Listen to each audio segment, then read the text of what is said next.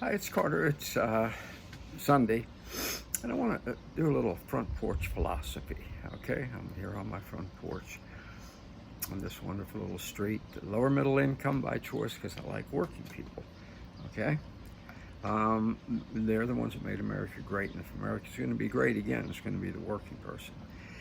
But my front porch philosophy is actually, to be honest with you, something you don't see a lot among working people.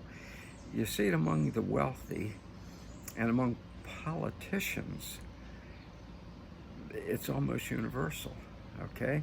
Now, what I'm about to say, some of you are going to disagree with, and if you're offended by it, just hit delete. Nothing can be simpler than that. But let me get to it. I've thought long and hard about this, and especially watching toxic Joe Biden over the past week or so. Thought has occurred to me. I want to share it with you. And some of you are going to nod and say, yep, that's it. Others, maybe shiver a little bit. But I don't think Joe Biden is just demented. Okay? He is demented, but I don't think he's just demented. I think he's demonic. I think the man is demonic and frankly has been for a long, long time. Maybe his entire time in politics. As I think back on when I used to have to work around him and occasionally even with him, back when I was director of communications for the Senate Majority way back in 1980, he was always sleazy.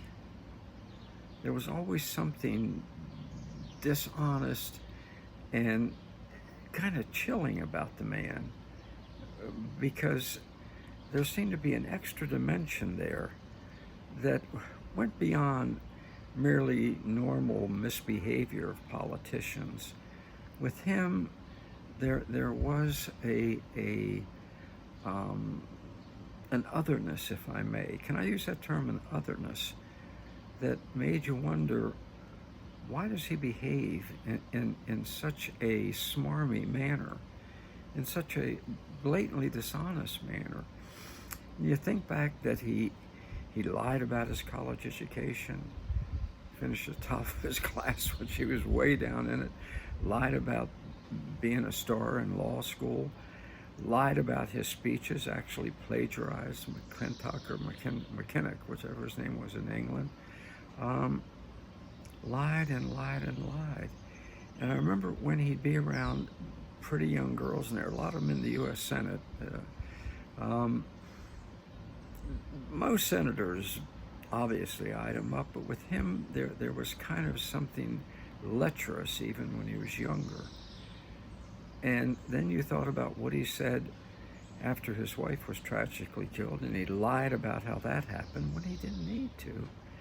And his first interview, when he told the female interviewer, she asked, "What do you miss most?" And he said, "The sex." We know what he did with his daughter,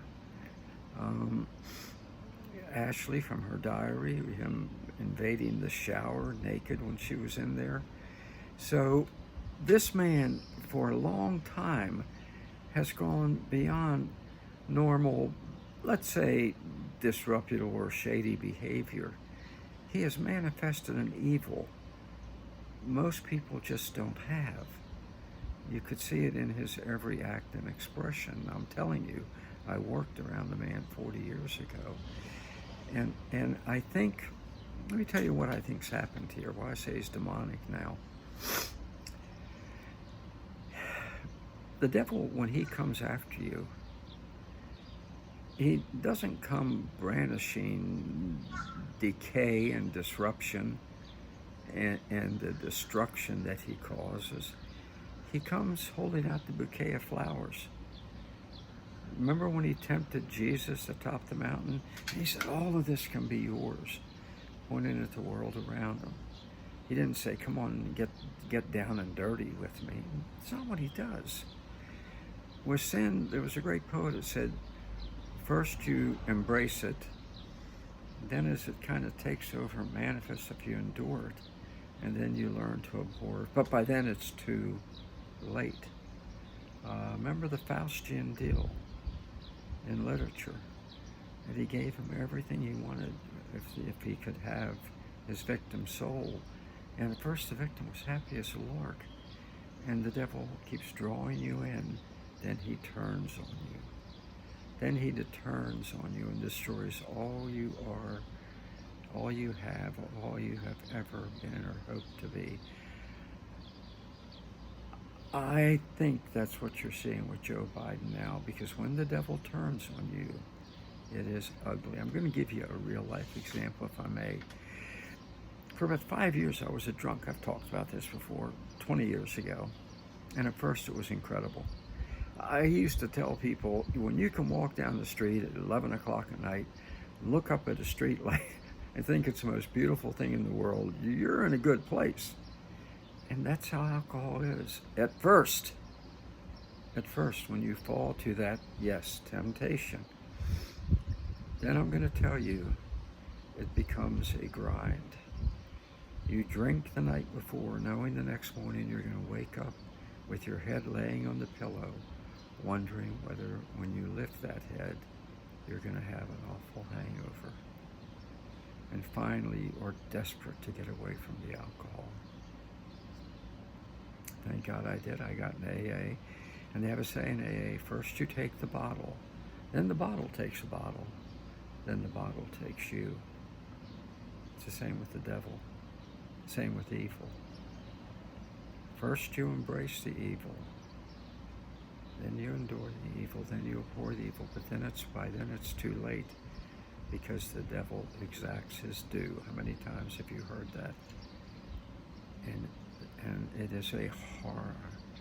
And I think that's where Joe Biden is now. I think years ago, I'm going to say it flat out, I think he made a Faustian deal with the devil. You give me what I want. You give me the congressional seat. You give me the Senate seat. You make me vice president and president, and you may have my soul. And for years, it was wonderful for Joe Biden, a man, thoroughly ignorant, vacuous man, who kept getting elevated. Then he gets everything he wants, and that's always when the devil strikes. That's always when the devil looks at you with that heinous, laughing face and says, now I take my toll. Now I take my toll. I gave you everything I wanted, but what I wanted was your soul, and now I take it. And it's always in the worst way. Take it from me. Before I stopped drinking, it had gotten into the worst way. That's where Joe Biden is now. He is being paraded around by the devil to whom he sold his soul as a total buffoon. Everything he hated, that prideful man is now enduring because of a Faustian deal. That's what I believe. If you do too. Okay? And let's fight him, regardless of what you think. We got to fight him. We got to get Trump in on November 5th. Let's do this thing. Stay strong.